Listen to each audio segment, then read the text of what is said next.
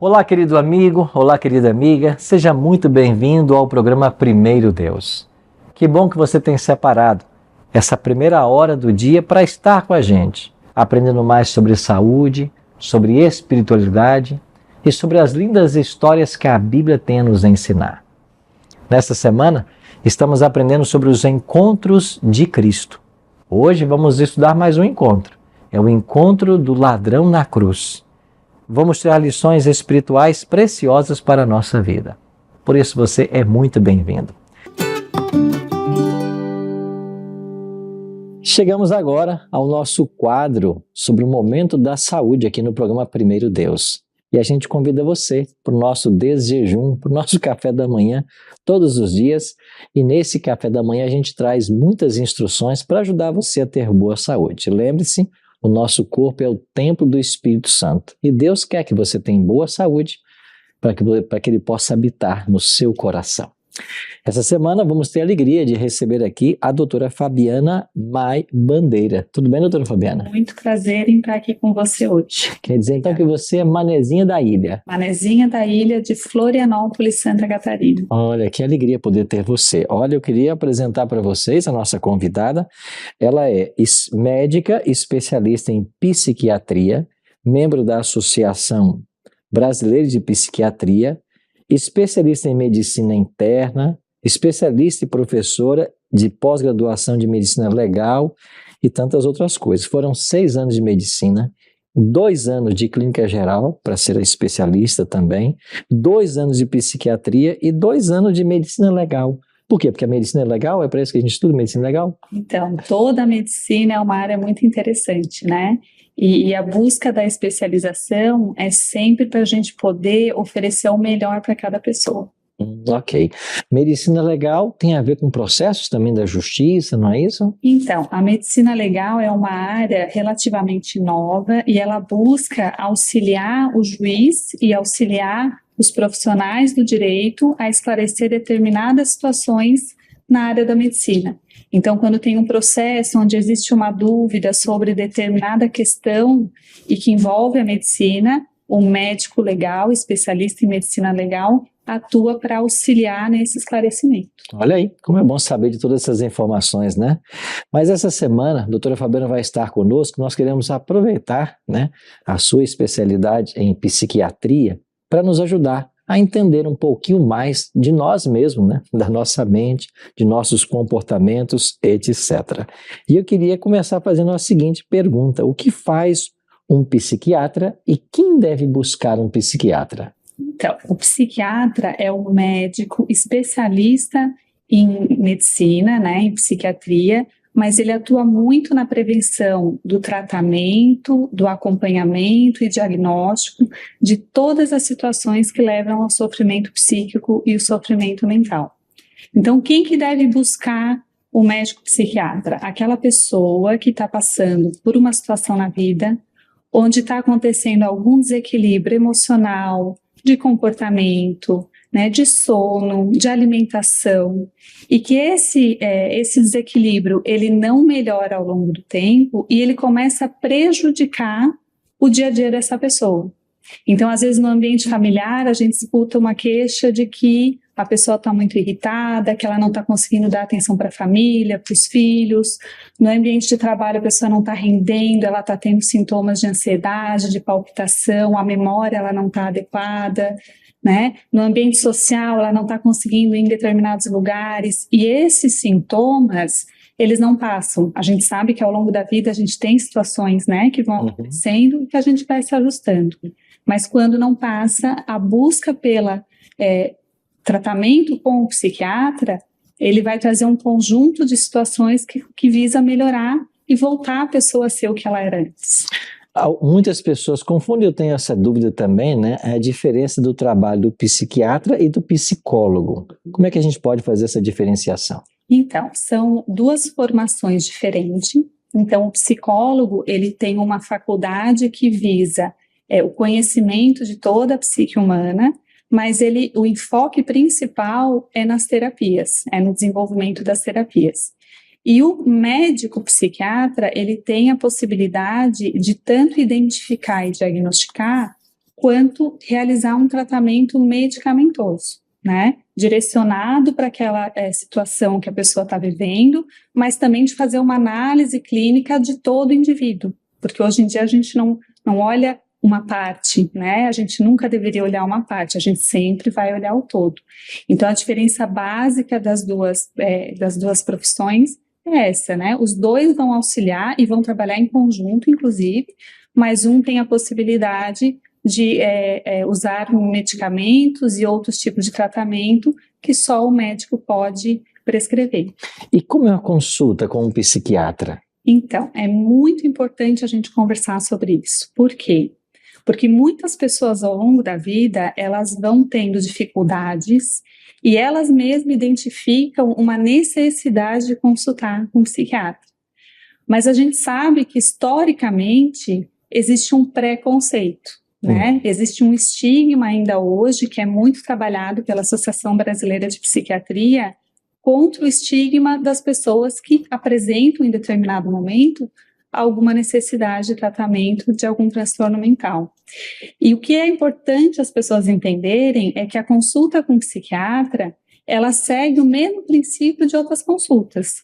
Quando a gente consulta com um médico, porque a gente está com asma, a gente busca um tratamento, a gente conversa sobre aquele problema e a gente tenta uma solução, né, uma melhora daquele problema.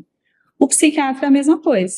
A pessoa vai buscar o tratamento, vai trazer as questões que são importantes para ela naquele momento, vai ser conversado sobre essas questões, a gente vai conversar um pouquinho sobre a vida dessa pessoa, sobre as doenças que ela já teve, sobre outras condições que ela ainda tem, né? Tem pessoas que têm problemas de tireoide, por exemplo, que é uma glândula que se situa aqui e que dá o ritmo do corpo da gente, que quando ela está desregulada, ela pode causar ansiedade, ela pode causar falta de energia. Então, tem outras condições no corpo que também levam a sintomas emocionais, né? E nessa consulta vai ser também, geralmente solicitado num primeiro momento, exames clínicos de laboratório, para a gente ver se a vitamina D está baixa. Hoje em dia a gente sabe que uma vitamina D baixa causa mais sintomas de depressão. Olha. E nesses casos, a gente vai, além de dar um enfoque no tratamento, regular as vitaminas, entender um pouquinho sobre o sono. Em determinadas populações, a gente vai prestar atenção se é uma pessoa de mais idade, tem alguma alteração de memória, é uma primeira vez que está acontecendo aquele quadro, teve uma mudança de comportamento, e daí nós vamos direcionar para exames de imagem. Então, a gente vai pedir ressonância, a gente vai pedir tomografia. Então, é importante a gente conversar sobre isso e reduzir o preconceito e reduzir o estigma, porque é natural que ao longo da vida a gente veja o cérebro como um órgão. E se acontece alguma coisa que a gente entra em certo desequilíbrio e não consegue se regular sozinho, a busca pela consulta só visa aquela melhora. Okay. Então, essa visão mais simplista e não tão, né, antigamente as pessoas falavam, nossa, mas vai procurar um psiquiatra porque não está bem, né? Lá atrás não existiam opções de tratamento e também as pessoas demoravam muito para buscar o tratamento, porque não se conversava sobre isso, né? Se escondia quando alguém não estava bem, quando alguém estava deprimido, as pessoas morriam de depressão. E ao longo do tempo a gente foi vendo que isso também é uma questão fisiológica, orgânica, está ali no cérebro, que é um órgão que precisa de atenção. Olha aí, como é bom saber essas informações, até porque a gente entende então que todo mundo em algum momento da vida precisa passar por um psiquiatra, né? Que bom, vai ser muito bom ter a minha amiga Fabiana. É isso, Fabiana Mai Bandeira aqui essa semana. Ela volta amanhã, ela vai estar a semana todinha com a gente, trazendo aí esses conselhos e orientações importantes. Vamos tratar de vários temas essa semana e você não pode perder. Muito obrigado, doutora, e amanhã a gente continua, né, a nossa conversa. Agora então vamos para o momento da oração intercessora com os nossos pastores. Obrigado, pastor Arilton. Obrigado, doutora Fabiana, por essas noções importantes de saúde que vocês nos deixaram hoje. Durante toda essa semana eu também vou estar com vocês para orarmos juntos, conversarmos um pouco sobre alguns textos bíblicos que falam da oração, trazer algumas noções sobre a importância da oração no nosso dia a dia, na nossa vida. E você pode fazer o seu pedido de oração de maneira especial através dos nossos canais que aparecem aí na tela. Você pode ir lá no Instagram, por exemplo, deixar o seu pedido de oração, como alguns fizeram, e nós vamos ler hoje aqui. É verdade que nós não podemos ler todos os pedidos de oração de todas as pessoas que nos pedem, mas saiba que os pastores estão orando por todos vocês para que Deus opere os milagres que vocês estão buscando em vossa vida. Por exemplo, a Carla Mombach, ela pede: Pastor Arilton, muito bom dia. Bom dia também à sua equipe. É uma bênção o seu programa. Compartilho sempre no meu status no WhatsApp sobre o programa Primeiro Deus. Hoje, eu quero pedir oração pela minha vida espiritual, a do meu filho Isaac, do meu filho Charles e do meu esposo Luiz Antônio. Há 6 meses sou adventista, mas somente há 1 ano me tornei de fato uma cristã. Em nome da Carla Mombach, eu quero orar por todas as famílias cristãs, para que todos experimentem essa conversão diária, essa transformação diária, para que a nossa família esteja unida em Cristo. A Marilise Tamires diz assim: Pastor, por favor, ore por minha bebê de 2 meses. Estamos passando por uma fase muito difícil. Eu sou de Minas Gerais. Marilise, eu sei que você está passando porque tivemos 2 crianças em casa. Os primeiros meses são desafiadores. Você dorme pouco, acorda muito. A criança agora com 2 meses é uma fase em que ela tem cólicas. Vamos orar para que Deus dê a você sabedoria, adaptabilidade, resiliência para você lidar bem com esse momento aí e o seu filhinho ficar bem também. A Ceissa Barbosa, ela diz: bom dia, pastor. Bom dia, equipe. Eu peço oração pelo meu esposo. Ele está afastado da igreja. Por mim e meus filhos, que possamos permanecer firmes nos caminhos do Senhor. Ceissa, muito obrigado porque você fez esse humilde pedido de oração. Eu quero, através do seu pedido, orar também por todas as esposas e esposos cujo cônjuge está afastado da igreja. São Tomás de Aquino diz que a família que ora unida permanece unida. Lar significa lealdade, amor e religião. Quando uma família segue a Jesus junto, essa família é muito abençoada. Há um texto especial que eu gostaria de ler para vocês, que está no livro de 1 Pedro, capítulo 5, versículo 7. A palavra do Senhor diz assim: lançando sobre ele toda a vossa ansiedade, porque ele tem cuidado de vós. Deus tem cuidado de nós. A escritora Ellen Goldwhite, no livro O Caminho a Cristo, página 70, ela diz que a oração é o abrir do coração a Deus como um amigo. Não que seja necessário a fim de que Deus nos conheça. A oração não faz Deus baixar a nós, mas nos enleva até Ele. Quando nós oramos, Deus ele ouve a nossa oração. E Ele responde das suas 3 maneiras. Sim, não e espera um pouco. Afinal de contas, Ele sabe o que é melhor para nós em qualquer circunstância de nossa vida. Por isso, nesse momento, aqui onde eu estou, eu vou dobrar os meus joelhos. Se você, onde você estiver, puder dobrar os seus joelhos, dobre os seus joelhos. Vamos orar, vamos suplicar a Deus pelas famílias, vamos suplicar a Deus pelos filhos, vamos suplicar a Deus pelos enfermos. E eu tenho certeza que no chat agora deve ter muitos pedidos de oração por emprego, por saúde, por família, por viagem, por tantas coisas. Quando nós nos colocamos nas mãos de Deus, pode ter certeza que Deus ouve a nossa oração e atende. Convido você, onde você estiver, a ajoelhar. Vamos orar neste momento.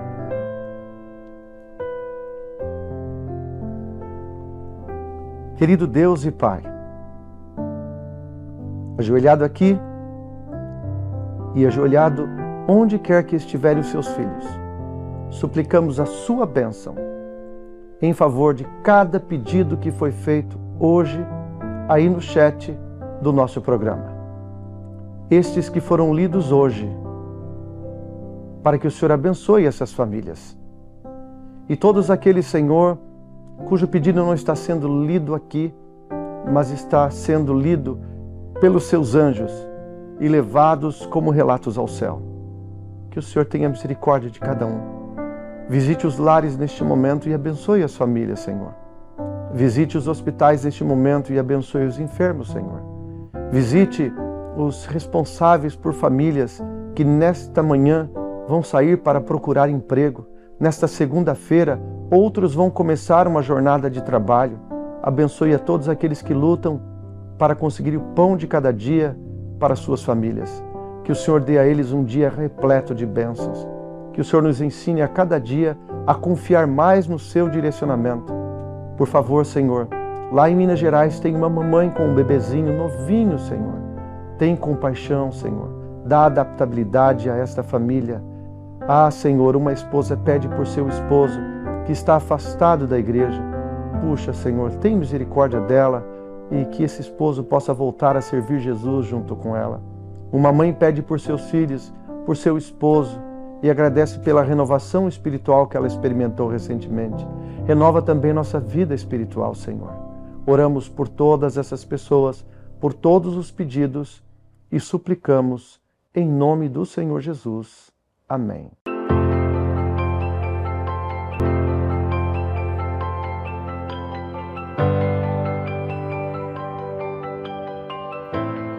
Bem, chegou agora o momento de juntos estudarmos a Palavra de Deus. Todos os dias temos um encontro marcado para estudarmos esse livro. O conselho é nunca sairmos de casa para as nossas atividades diárias sem antes ouvir a voz de Deus através da sua palavra. É muito bom ter a sua companhia. Obrigado, viu, por estar conectado com a gente nesse momento. Estamos no programa Primeiro Deus, ao longo dessas semanas, estudando sobre encontros de Jesus. A cada dia, um novo personagem. Hoje, nós vamos estudar sobre o encontro da cruz. Chegamos ao momento em que Jesus foi crucificado e, ao seu lado, 2 ladrões. Lembra? A tradição atribui a eles como bom e o mau ladrão. Eu não sei se tem ladrão bom, mas assim fala a tradição. Jesus estava ali ao centro, 2 ladrões ao lado, e esse foi o encontro da cruz. Vamos meditar um pouquinho nessa história? Antes, porém, eu e você somos convidados a nunca abrirmos esse livro sem antes orar. E eu queria orar com você agora pedindo a bênção de Deus para o estudo que nós vamos ter. Ora comigo. Pai Celeste, muito obrigado pelo grande privilégio que temos de nos reunir mais uma vez para estudarmos o Teu livro sagrado. Queremos abri-lo e lê-lo. E nós queremos convidar também ao Deus Espírito Santo que esteja conosco agora. O Senhor prometeu que quando Ele viesse, Ele nos levaria a toda a verdade. Queremos compreender as verdades que o Teu livro nos ensina. Por isso, abra nossa mente à compreensão e o nosso coração à aceitação da Tua palavra. É a nossa oração em nome de Jesus. Amém. Muito bom ter a sua companhia para mais uma história. Chegamos a mais um encontro e hoje vamos aprender sobre o encontro da cruz. E o texto separado para hoje está aqui em Lucas, no capítulo 23. Eu queria começar com o verso 33, depois eu irei para o verso 39 até o 43. Lucas 23, 33 diz assim: Quando chegaram ao lugar chamado Calvário, ali o crucificaram, bem como os malfeitores, um à direita e o outro à esquerda.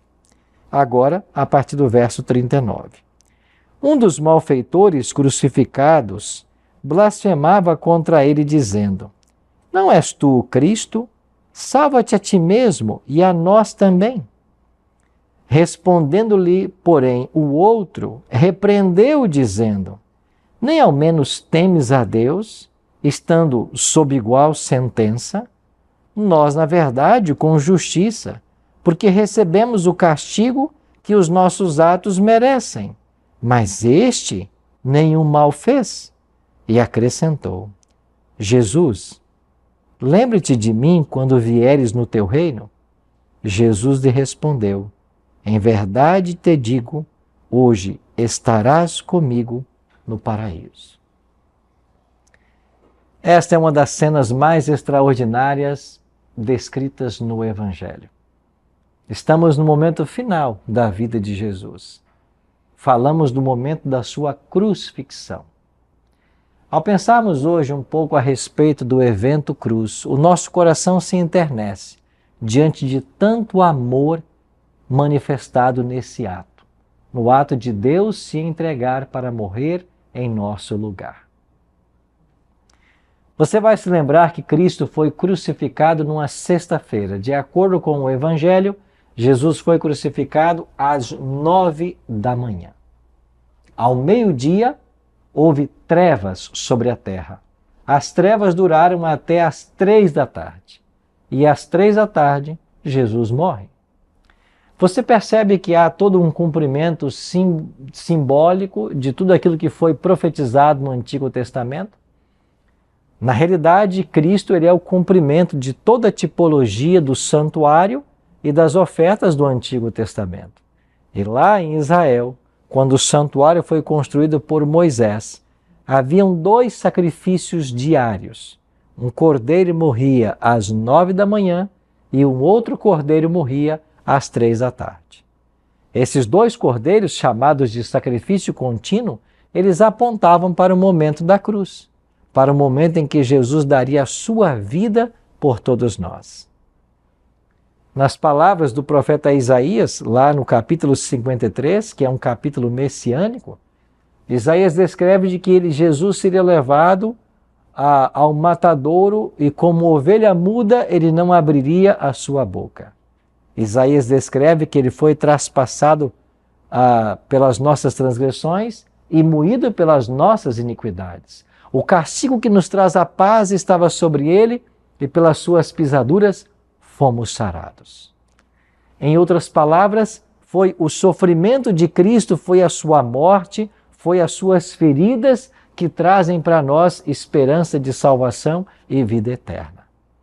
Agora, nesta sexta-feira, por ocasião da Páscoa, Jesus é crucificado cumprindo a tipologia do santuário. Na hora em que o cordeiro matutino morria, às 9 da manhã, Cristo estava sendo crucificado. Na hora em que o cordeiro vespertino era sacrificado, 3 da tarde, Cristo estava dando o seu último suspiro na cruz do Calvário. E ali, Cristo morre, cumprindo toda a tipologia do santuário.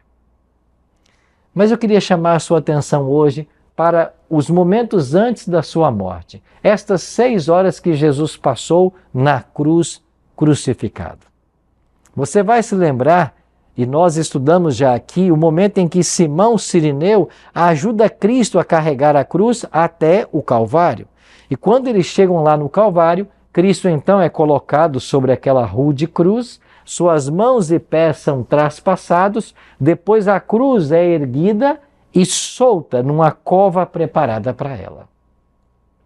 É claro que essa cruz, ao atingir o fundo da cova, o corpo de Cristo pendeu sobre a cruz e isso provocou uma dor insuportável.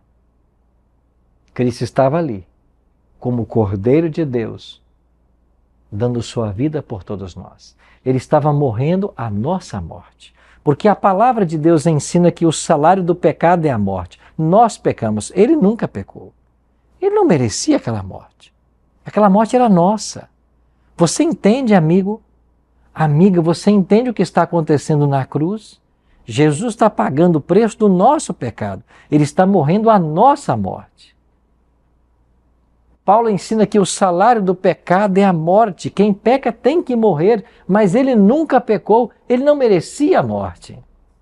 Essa é a estranha obra do Evangelho. O justo morre para que o pecador viva. Cristo ele foi tratado como nós merecíamos, para que nós recebêssemos o tratamento que ele tinha direito. Ele foi condenado pelos nossos pecados, nos quais não tinha participação, para que nós fôssemos justificados pela sua justiça, na qual nós não tínhamos parte. Ele sofreu a morte que nos cabia, para que recebêssemos a vida que a ele pertencia. É o Cordeiro Imaculado de Deus que está dando sua vida sobre a cruz. Como disse João Batista, eis o Cordeiro de Deus que tira o pecado do mundo. Sim, ele foi crucificado para perdoar o seu pecado. Ele morreu para que você não morresse eternamente. Maravilhosa obra de Deus. Esta é a obra do Evangelho. na cruz de Cristo, a esperança de perdão e vida eterna para todos nós. A esperança de perdão. Você não precisa se desesperar. Há esperança para você. Você não foi longe demais porque o amor de Deus te alcança. O amor de Deus te traz de volta. E esse amor maravilhoso de Cristo foi manifestado em todos os momentos do seu ministério. Mas eu queria convidar você agora a nós viajarmos. Nós íamos lá 2000 anos no passado e nós refletimos um pouquinho a respeito da cruz, do evento da cruz, dos seus últimos momentos. Essa ginástica é importantíssima que seja feita. A nossa mente tem que se demorar na vida de Cristo, especialmente nos últimos momentos. Eu jamais me esquecerei de uma vez, eu li um relato de que alguém ouviu Billy Graham pregar certa vez. Aquele famoso pregador que faleceu alguns anos atrás, a quem eu também admiro. Tenho obras de Billy Graham em casa. Eu li uma recentemente, Jesus e a Geração Jovem. Esse Billy Graham, um tremendo homem de Deus, um tremendo pregador. Alguém certa vez ao ouvi-lo disse para ele: olha, pastor Billy Graham, a sua pregação está ultrapassada. Enquanto você pregava, eu me senti que eu estava vivendo há 2 séculos no passado, porque você está descontextualizado. A sua pregação não está mais atualizada. E Billy Graham teria dito para esse jovem: se você, enquanto eu pregava, se sentiu há 200 anos no passado, então eu falhei. Eu queria ter levado você há 2000 anos. É isso que a Bíblia tem que fazer com todos nós. Ela tem que nos levar ao passado. Ela tem que nos levar a Cristo. E olha o que acontece no momento em que Jesus está nas suas cenas finais. 2 ladrões, comparsas de Barrabás, estão sendo levados para a crucifixão junto com Jesus. Esses 2 ladrões, eles percebem o quanto eles haviam batido em Cristo. A Bíblia declara que por 2 vezes ele foi chicoteado. Esses chicotes que tinham em suas pontas bolotas de ferro, ossos, isso quando batia no corpo do preso e eles puxavam o chicote, dilaceravam, arrancavam pedaços. Jesus perdeu muito sangue nessas vezes em que ele foi açoitado. Ele perdeu tanto sangue que ele estava fraco a ponto de não conseguir carregar a cruz. Por isso Simão Cirineu teve que ajudá-lo. Mas enquanto ele carrega a cruz, enquanto ele caminha em direção ao Calvário, ali, pela via dolorosa, ele encontra-se com mulheres que demonstram ali amor, ternura, compaixão ao ver aquele homem que sofria tanto. Elas choram. E Cristo não estava preocupado com ele, que estava sendo crucificado, mas preocupado com as mulheres que choravam à beira do caminho. Então Jesus disse para elas: filhas de Jerusalém, não chorem por mim, chorai antes por vós. No seu olhar profético, Cristo viu que na destruição de Jerusalém no ano 70, algumas dessas mulheres e seus filhos perderiam a vida. Não chorem por mim, chorai antes por vós. Ele não estava preocupado com ele mesmo, ele estava preocupado com as mulheres que choravam à beira do caminho.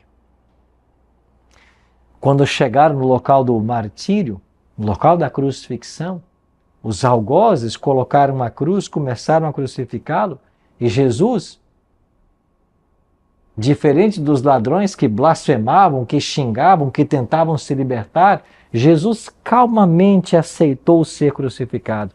E ele fazia uma oração: Pai, perdoa-lhes, porque eles não sabem o que fazem. Que oração tremenda! Jesus orando pelas pessoas que o crucificavam. Quando Jesus foi levantado na cruz, as pessoas que por ali passavam, elas meneavam a cabeça em sinal de repulsa. Elas diziam: ele não é o Messias, não é um Cristo. Se você de fato é o Cristo que você diz ser, desça da cruz e nós creremos. Elas injuriavam a Cristo, mas Jesus não ligava para isso. Jesus amava todos os que ali estavam. Ele estava consciente de que o sacrifício que ele estava realizando era para salvar essas pessoas. Jesus veio para salvar a todos, para salvar o maior dos pecadores. Você se sente hoje um grande pecador? Uma grande pecadora? A graça de Cristo é para você. É Ele que você quer alcançar. Aquele ladrão observava o porte de Jesus, como ele lidava com cada situação. De repente, Jesus olha para baixo e vê sua mãe Maria e ao lado dela João, o discípulo mais jovem dos 12. E antes de morrer, Jesus se preocupa em deixar um lar para sua mãe. Ele diz para João: João, eis aí tua mãe. Maria, eis aí teu filho. Em outras palavras, João, cuida da minha mãe até que eu volte. E de fato, a tradição diz que João acolheu Maria em sua casa e cuidou dela por toda a vida. José não está aí nas cenas da crucifixão. É bem provável que ele tivesse morrido antes desse momento. Maria já era viúva. João, cuida da minha mãe até que eu volte. O ladrão observava aquilo. O ladrão observou quando Jesus disse Eli, Eli, lama sabachthani, que quer dizer Deus, por que me desamparaste? O ladrão observava toda aquela cena. Eles trouxeram ali uma substância, uma mistura, para que ele tomasse. Era algo que eles davam que ajudava a aliviar a dor, o sofrimento do crucificado, mas Cristo não aceitou. Ele precisava ter sua mente lúcida para esse momento que ele estava vivendo. E estas cenas do Calvário foram mexendo com o coração daquele ladrão. O texto que nós lemos hoje, chega um momento em que os ladrões, eles estão injuriando a Cristo. A princípio, os dois ladrões injuriavam a Cristo. Naquele desespero de estarem ali crucificados, eles diziam, desce da cruz, salva-te a ti mesmo, a nós também. Nos livra desse sofrimento que parece infindável. E de fato a crucifixão tinha esse objetivo, era que eles sofressem, que as pessoas sofressem, que o crucificado sofresse. Nesse período em Roma, era muito comum a crucifixão. As pessoas eram crucificadas como uma forma de reter as aglomerações ou os movimentos contra Roma, ou então as insurreições, as rebeliões. Eles crucificavam a estes. Os romanos tinham esse hábito de crucificar. Era uma cena cotidiana quase.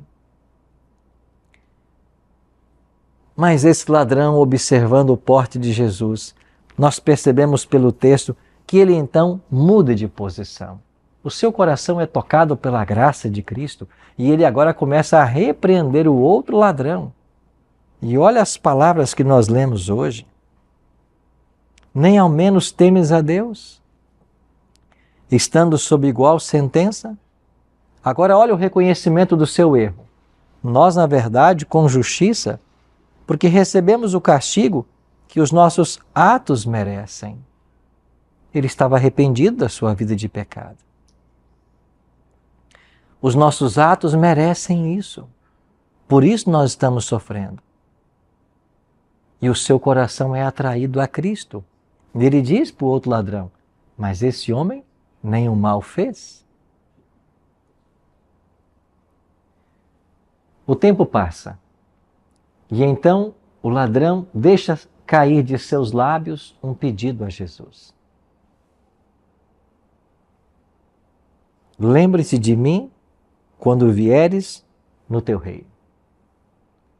Não te esqueças de mim quando vieres no teu reino. Nessas palavras não há apenas um pedido de socorro. Há um reconhecimento de que Jesus é rei. Ele tem um reino. Ele falou desse reino. Em breve esse reino será estabelecido. Eu quero estar nesse reino. O ladrão tomou essa decisão. Senhor, quando vieres em teu reino, lembre-te de mim.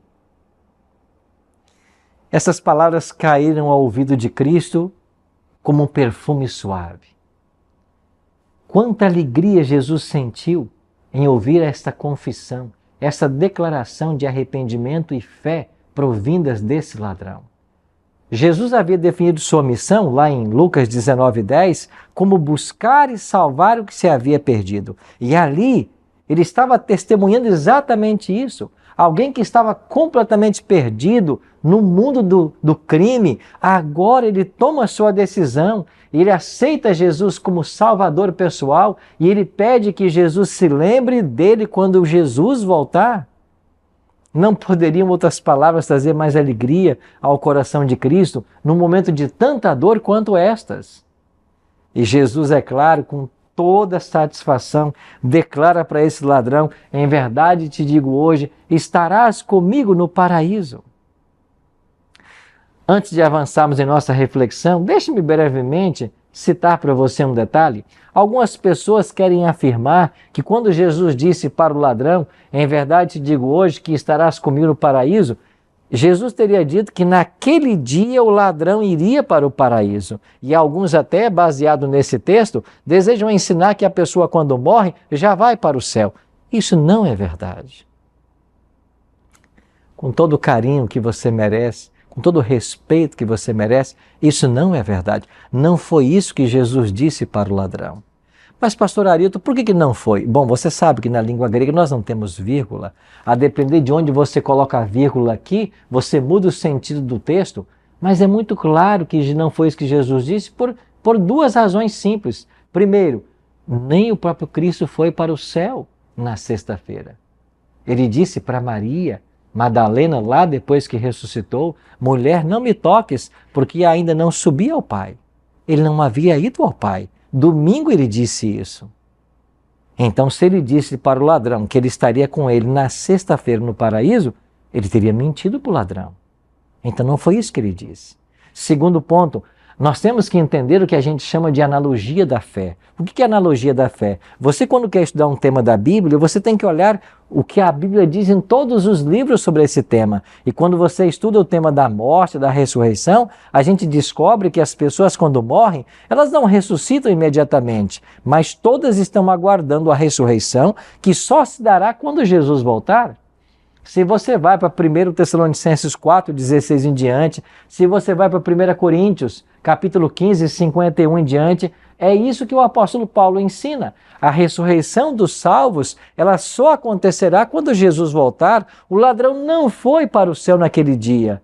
E o ladrão está aguardando Jesus voltar, para então ser ressuscitado. Entendeu? Então Jesus não disse que ele estaria naquele dia, mas você tem que entender o texto da seguinte maneira: em verdade te digo hoje, estarás comigo no paraíso. Eu vou dizer para você agora uma verdade. Agora, hoje, eu vou te afirmar uma verdade com toda certeza. Você vai estar comigo no paraíso. E Jesus assegurou àquele ladrão, naquele momento, a salvação dele. E que um dia, quando ele voltar, ele será levado para o paraíso. Quando Jesus voltar, o ladrão será levado para o paraíso. Havia uma antiga poesia que dizia o seguinte: este ladrão foi o maior ladrão do mundo, porque ele roubou ao longo de toda uma vida e na hora da morte roubou a salvação. A poesia está errada. Ele não roubou a salvação. Ele simplesmente aceitou aquilo que de graça nos é oferecido.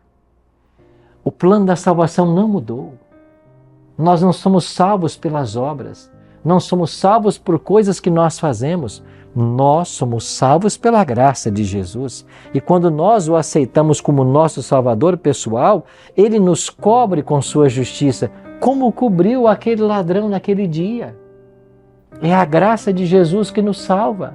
O apóstolo Paulo ensina essa verdade lá em Efésios capítulo 2, verso 8, onde Paulo diz claramente: porque pela graça sois salvos por meio da fé, isso não vem de vós, é um dom de Deus. E no verso 9 Paulo diz assim: não de obras, Efésios 2, 9, não de obras, para que ninguém se glorie. Você não é salvo pelas obras. Você não é salvo pelas coisas que você pratica. Nem pela obediência nós somos salvos. Nós não somos salvos porque obedecemos. Nós obedecemos porque nós somos salvos. Você entende a diferença? Eu não obedeço para ser salvo. Eu sou salvo para obedecer. A salvação é um dom gratuito de Deus. Ela é uma veste confeccionada no tear do céu, sem nenhum fio de obra humana. Salvação é Deus lançar por terra a nossa obra e fazer por nós aquilo que nós nunca poderíamos fazer. Isto é graça. O ladrão entendeu isso e ele aceitou essa graça que Jesus ofereceu e Jesus assegurou que naquele momento ele estava salvo e que quando ele voltasse em glória e majestade, ele seria levado para os céus. Que encontro maravilhoso! Eu fico pensando, para quem eu estou falando agora? Talvez eu esteja falando com uma pessoa que está envolvida no mundo do crime. Talvez eu esteja falando agora para um assaltante, para um criminoso. Alguém que vive uma vida semelhante a desse ladrão. Há esperança também para você. A mesma graça que Jesus ofereceu aquele dia para esse ladrão, Ele oferece hoje para você. Se você reconhecer os seus atos como errados, se você se arrepender, pedir perdão e se você clamar a Ele por salvação, Ele vai te salvar. A salvação é algo dinâmico. Ele não vai apenas te salvar, Ele vai mudar a sua história. A sua vida será mudada. Ele vai arrancar você do mundo do crime, do mundo das drogas, do mundo dos vícios, da prostituição. Ele vai arrancar você desse mundo e vai colocar você a salvo no reino dele. Esta é a promessa. Esse Cristo não mudou. Ele é o mesmo ontem, hoje e para sempre. E como isso pode acontecer, pastor Arilton? Se eu tiver a mesma atitude que esse ladrão teve. Primeiro, reconhecer os meus pecados. Nós estamos aqui nessa cruz porque nós merecemos pelos atos que nós cometemos. Segundo, se você reconhece a pureza de Cristo. Mas esse homem nenhum mal fez. Terceiro, se você clama para Ele por salvação. Senhor, quando voltares em teu reino, não te esqueças de mim. Se você der esses passos, a mesma graça que salvou esse ladrão vai salvar você. Porque Deus não mudou. A graça que emana do Calvário, ela viaja 2000 anos e ela chega agora na sua casa. Para você que está aí, no sofá da sua casa assistindo o programa. Para você que está aí, dentro do seu carro com o celular assistindo o programa. É com você que Jesus está falando. Para você que acordou, não saiu da cama ainda, mas já está aí conectado no programa Primeiro Deus. É com você que Jesus está falando. E sabe hoje o que Ele quer falar para você? Ele quer dizer assim: filho meu, dá-me o teu coração. Filho, dá-me o teu coração. Entrega a sua vida a Jesus agora. A sua história vai mudar. Ele quer reescrever a tua história. Se você abrir o seu coração, como esse ladrão fez, se você entregar a sua vida a Cristo como Ele fez, a tua história será reescrita.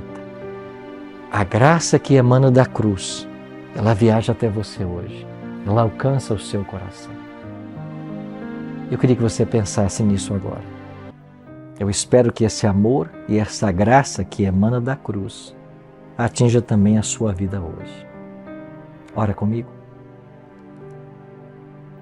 Senhor Deus e Pai, muito obrigado por essas lindas histórias, por esses encontros maravilhosos que pessoas tiveram com o Senhor Jesus.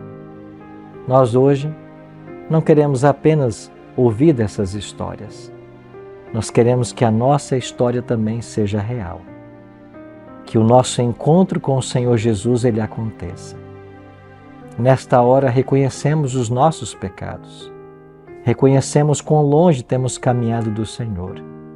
E suplicamos, a mesma súplica que fez o ladrão na cruz aquele dia.